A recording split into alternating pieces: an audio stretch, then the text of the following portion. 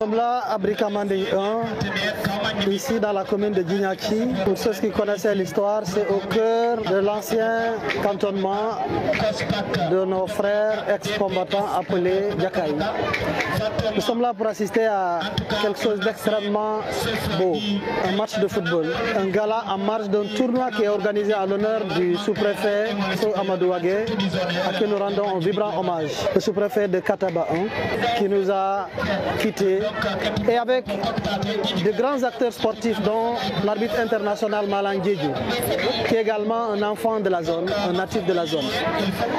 Un tournoi organisé par les autorités civiles et militaires pour vivre la paix entre les populations, mais la paix entre l'armée nationale, qui a en bandoulière le slogan de l'armée-nation, et leurs ex-frères, ex-combattants, qui ont joué aujourd'hui un match historique, un match de gala. Les ex-combattants du MFDC ont remporté à travers un tir au but, mais c'est là la preuve qu'à travers la paix, c'est également là la preuve que nous pouvons reprendre la vie normale en société. Les autorités civiles, un match de gala aussi inédit, aussi exceptionnel, et que chacun joue avec le plus grand fair play.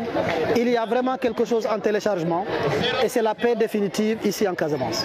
Et que quand je suis entré, la première des choses que j'ai vues que l'armée nationale a faites, c'était le drapeau national en bandoulière partout.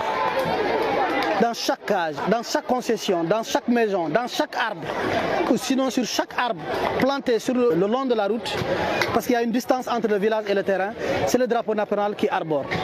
Ça, c'est un symbole fort. Donc c'est un fruit d'un long processus, d'un long travail.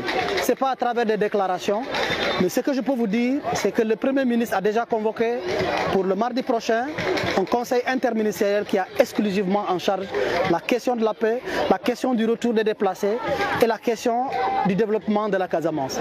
Sur instruction du président de la République pour la formalisation de ce qu'on appelle le plan intégré de développement de la Casamance, qui va prendre en compte l'ensemble des préoccupations. Ce n'est pas à travers cette déclaration, mais c'est une question que le Premier ministre lui-même a décidé de prendre à bras le corps. Et il aura, ça je peux vous l'annoncer, il viendra dans les semaines à venir en Casamance parce qu'il a un plan spécial pour cela. Et c'est à cela que nous allons nous retenir pour la déclaration du jour. Mais j'ai constaté qu'il y a la paix ici, au cœur de la commune de Djignaki, dans le Narang, et c'est important, dans la zone des palmiers.